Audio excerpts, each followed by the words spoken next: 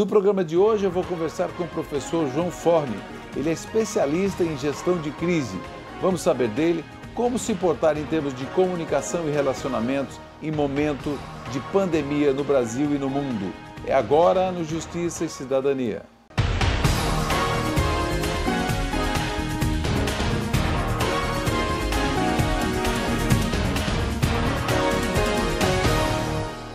Então, para falar hoje sobre o mundo mergulhado numa pandemia, muda rotinas, quebra paradigmas, como as pessoas e empresas e instituições estão sobrevivendo a tudo isso. Para falar sobre esse assunto, eu convidei no programa de hoje o professor João Forni, que ele é especialista em gestão de crise, um estudioso, tem livros lançados, é um palestrante brilhante e tem feito pesquisas no Brasil e no mundo, acompanhando crises no Brasil e no mundo, e agora essa pandemia que tomou conta do planeta é assunto para o nosso programa de hoje. Professor Forni, seja bem-vindo aqui ao programa Justiça e Cidadania.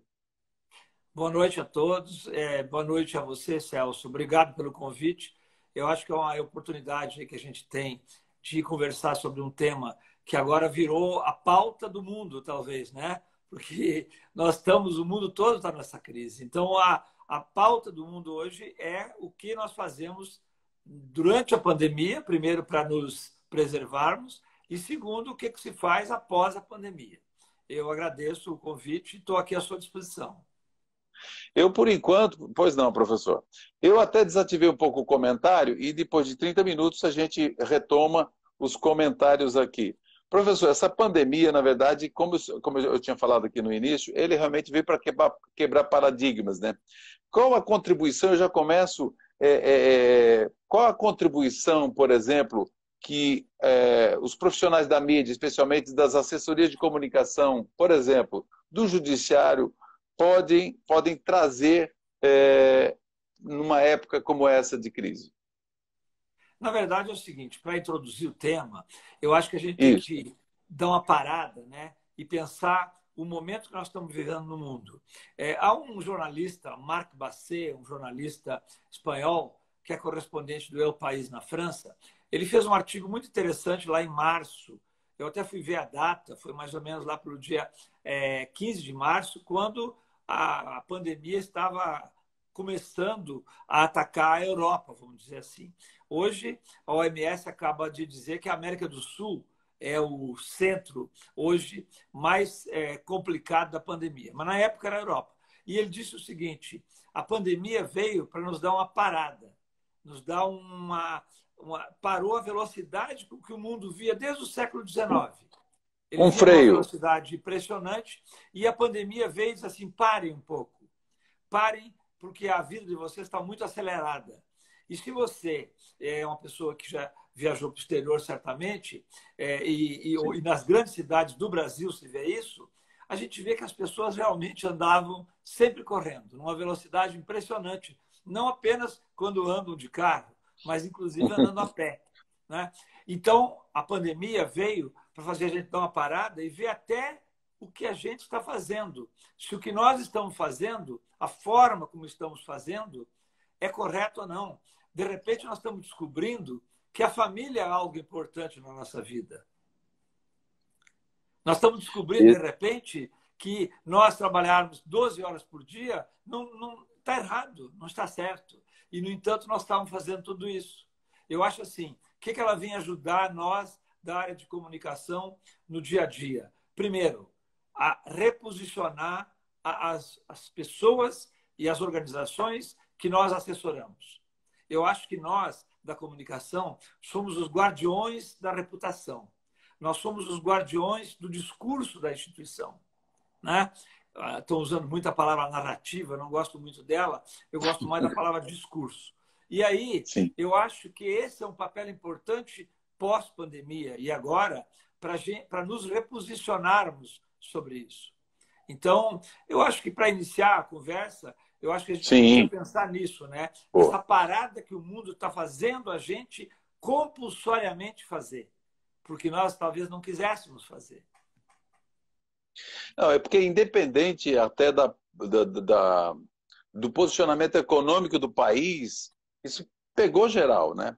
E uns resistem ainda a tomar medidas mais assertivas, mais preocupado com a economia do que com gente, do que com as pessoas. Então isso é uma coisa que, de certa forma, é preocupante, né? Porque tem países que já estão praticamente retomando as atividades aos poucos e o outro ainda está aumentando o afastamento, as curvas subindo, né? Como que o senhor avalia isso sobre o posicionamento? Por exemplo, o senhor que tem estudado e acompanhado muitos líderes do mundo inteiro, como que o senhor vê, por exemplo, o senhor teria algum líder mundial ou brasileiro, enfim, que se destaca com relação a essa questão de entender o que está acontecendo, se comunicar bem, por exemplo? Bom, você começou por um tema que eu gosto muito, que é da liderança na crise, né? Na verdade, a crise é uma grande oportunidade para o líder, é um grande momento do líder, em que ele pode crescer ou ele pode desaparecer. Ele erra e aí acaba que a carreira dele, se ele for um CEO, provavelmente vai ser despachado depois. E se for um cara que, naquele momento, ele aproveitou para recuperar a empresa, né? Se nós estivermos falando da empresa, ou se for o Sim. governo, ele vai crescer. E nós temos exemplos vários no mundo que nós podemos, inclusive, depois, passado aqui a live, olharmos como eles conduziram a crise lá. E o exemplo muito bom das mulheres, inclusive, que nós temos Sim. 5 mulheres, pelo menos, para destacar, que foram a primeira-ministra da Nova Zelândia, a primeira-ministra de Taiwan, que é também uma mulher, e temos as duas de Finlândia e Dinamarca, que fizeram um bom trabalho lá nos países nórdicos, né? Inclusive em contraposição à Suécia, que todo mundo está apontando aí como modelo, porque não fez lockdown, mas ela não fez lockdown ao custo de 3.700 pessoas que morreram, quando a Dinamarca e a Finlândia tiveram 200, 300 mortos, se nós formos falar em termos de peso no aspecto de letalidade. E a Angela Merkel, que é citada também como por ter feito uma boa gestão na Alemanha, para citar alguns, né? Eu diria também, para sair do primeiro-ministro, nós temos um exemplo que eu chamaria atenção para o pessoal da comunicação para assistir a live dele todos os dias ao meio-dia, que é o governador do estado de Nova York, o Andrew Cuomo. A live dele é uma aula de gestão de crise, porque ele foi provocado, inclusive, pelos jornalistas, e ele, naquele momento, falou, provocado porque ele é democrata, ou perguntaram para ele fazer a contraposição com o presidente dele, o Donald Trump. E ele disse, eu não vou entrar em briga política. Nesse momento, a gente tem que afastar a briga política e trabalhar pelas pessoas, para preservar a vida e a saúde. E depois, passada a pandemia, a gente discute a parte política. Eu não vou discutir isso. E ele se atém na live dele, todo dia, ao meio-dia, na entrevista, ele se atém aos fatos que interessam aos nova-iorquinos de Nova York, da cidade e do estado. E eu acho muito interessante o exemplo, por quê? Porque nós que estamos no Brasil, no meio de uma crise econômica, que já está presente e já existia até antes da pandemia. Estamos enfrentando problemas políticos também, e problemas de disputa política. E no momento da maior crise, que é essa que interessa, da saúde, eu acho que é o momento para a gente fazer uma reflexão e dizer assim, vamos baixar a guarda e preservar a saúde e cuidar das pessoas. E depois, passada a pandemia, a gente disputa o problema político. Essa é a lição que eu tiro do governador de Nova York e de alguns outros líderes aí pelo mundo que estão passando trabalho com a quantidade de infectados e de mortos, mas que souberam contornar o problema e estão se destacando politicamente. Muito bem. Para quem sintonizou agora, eu estou conversando com o professor João Forni, falando sobre gestão de crise.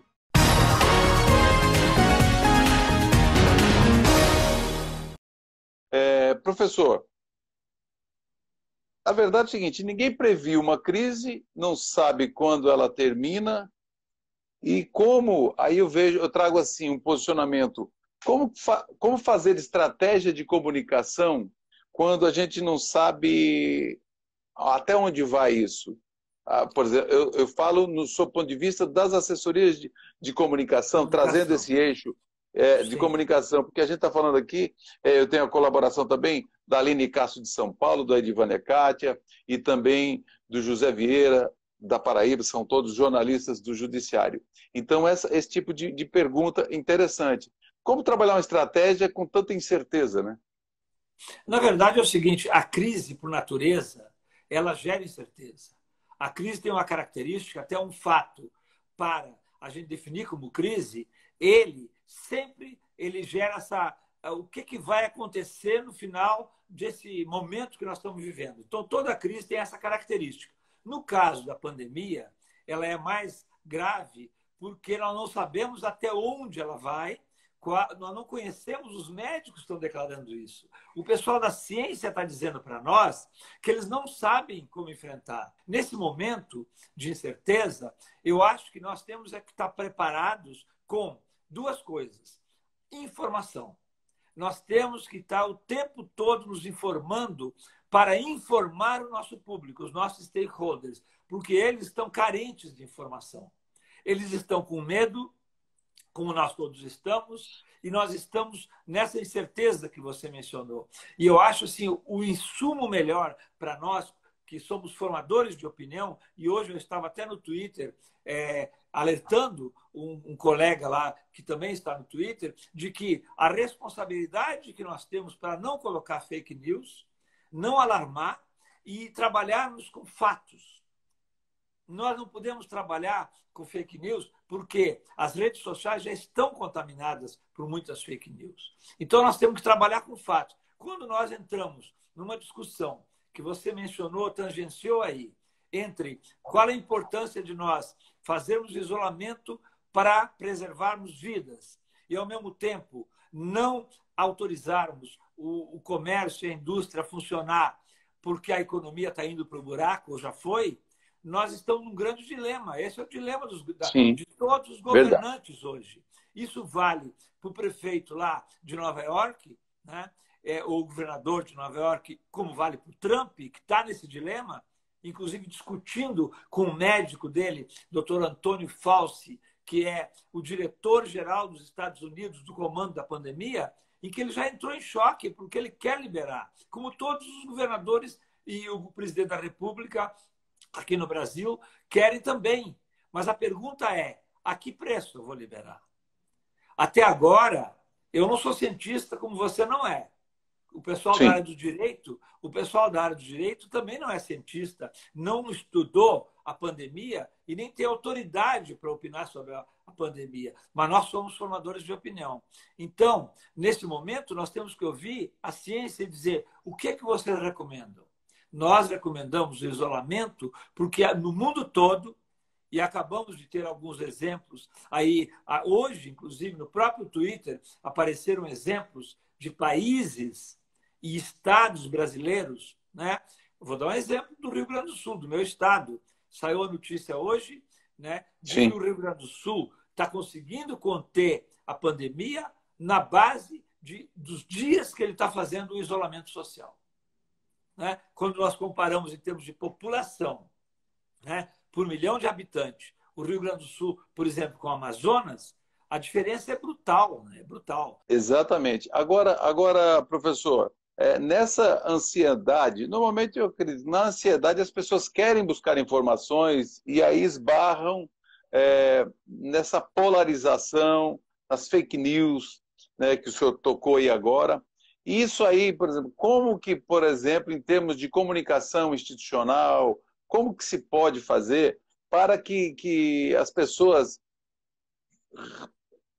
não dá para dizer para relaxar, mas eu digo as pessoas se conscientizarem que tem que buscar a notícia na fonte, enfim, e não checar, etc. Porque acaba gerando mais ansiedade às outras pessoas, né? E qual o papel hoje da comunicação? Porque a gente fica vendo que nas redes sociais de todos os estados, ali tem um boletim diário. Então, aquilo sim, você pode se basear, porque ali é uma informação oficial. Como que o senhor vê nesse sentido? Na verdade é o seguinte, deixa eu citar uma pesquisa que saiu agora em abril sobre a quem que as pessoas estão acreditando, né? Essa pesquisa mostrou que 60 a 70% das pessoas acreditam na mídia tradicional. E, quando perguntaram, e nas redes sociais? Só 30% disse assim, eu confio na rede social, apenas Sim. 30%. Por quê? É, Porque as pessoas perceberam que a quantidade de coisa que está rolando na rede social, na maioria, quando ele vai confrontar isso, ele percebe que aquilo não é verdade. São remédios que são apontados como decisivos para curar a ameaça do coronavírus. Então, a mídia social tem mais filtros. É importante que nós, formadores de opinião, defendamos isso. E a gente tem que dizer para a população que ela tem filtros ainda rigorosos, porque ela não vai colocar e comprometer a sua. O New York Times, que é o maior jornal do mundo hoje em termos de credibilidade, o Washington Post, ou o The Guardian britânico, ele não vai colocar uma informação lá que ele não foi confirmar. Ele não coloca, entendeu? Então, nós não podemos dizer que a mídia é mentirosa.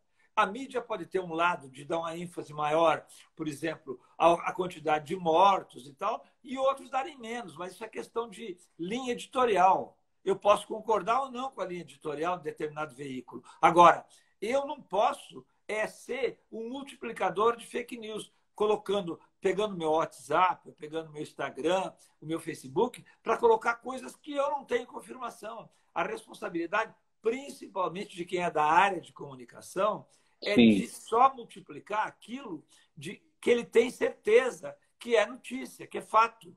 Eu não posso forjar estatística para justificar o meu pensamento, a minha ideia. Não, eu estou ouvindo, eu estou vendo, eu passo o dia inteiro confrontando dados que estão chegando aí de vários jornais, inclusive do mundo, para ver se a letalidade realmente é aquela, se aquele nível, se o Brasil está indo mesmo naquela famosa curva que não está ainda achatada e tal, que é um dado interessante. Mas, na verdade, eu acho que esse momento ele é enriquecedor para que a gente saiba quais as mídias que nós temos que dar valor, acompanhar e, inclusive, utilizar como formador de opinião.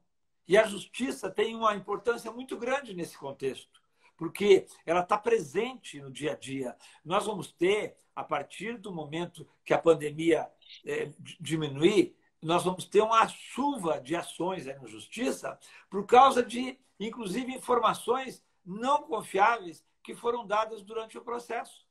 A justiça vai ter muito trabalho, eu acho, depois disso. Inclusive, teve um jornal de São Paulo agora, que eu não estou lembrando qual deles, que talvez seja o Estadão, não sei, que deu que a Justiça do Trabalho, por exemplo, aumentou em 20% as demandas agora, nesse período de pandemia. Então, há que se pensar também que após também seria isso. Mas aqui, como a gente está gravando o programa, eu sempre reforço aqui que é a chamada de um intervalo, mas para quem sintonizou agora, eu estou conversando com o professor João Forni, que ele é especialista e estudioso na área de gestão de crises.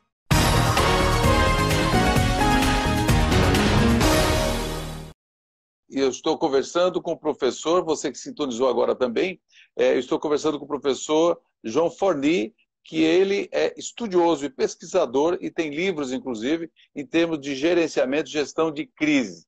Então, nós estamos aqui batendo esse papo hoje, com experiência aí de mais de 20 anos na área, estudando crises diariamente, que eu acompanho o senhor também, estudando crises diariamente no Brasil e no mundo, né? E nas assessorias de comunicação, eu posso falar aqui, porque tem bastante colegas aqui da área da comunicação, da área do judiciário, por exemplo.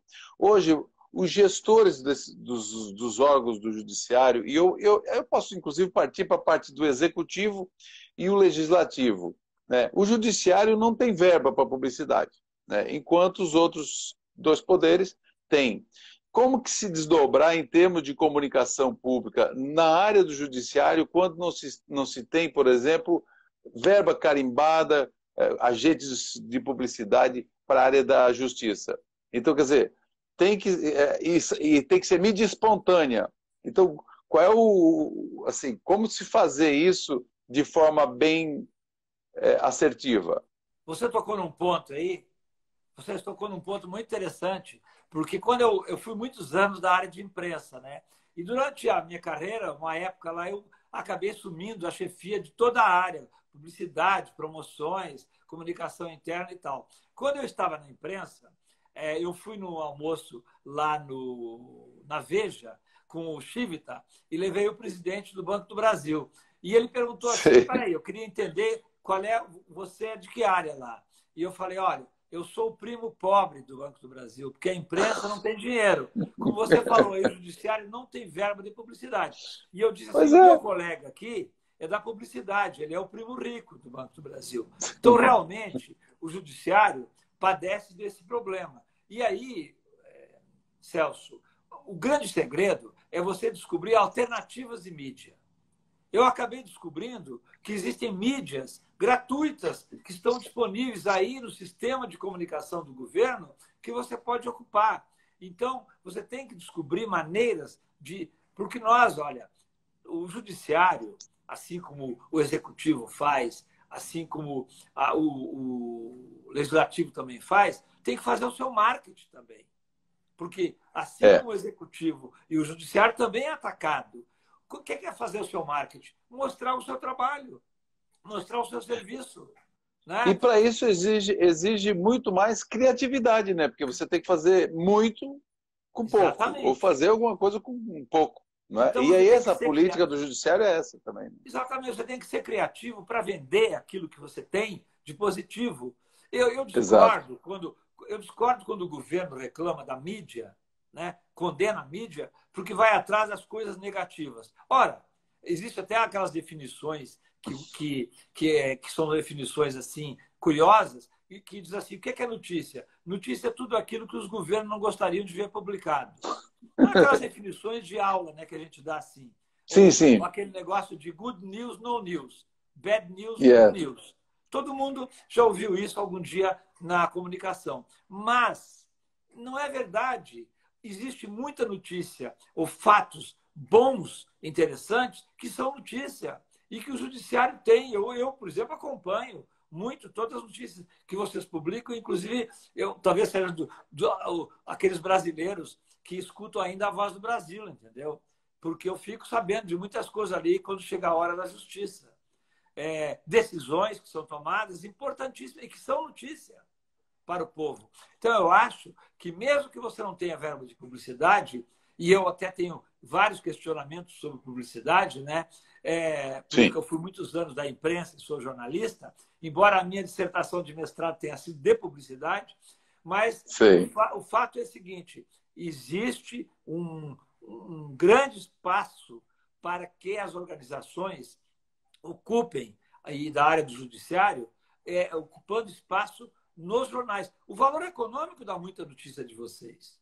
Eu sou Sim. assinante e vejo lá no Valor Econômico como tem notícias. Tem até um suplemento de legislação que eu olho quase sempre para ver alguma coisa interessante lá, sob o ponto de vista da crise.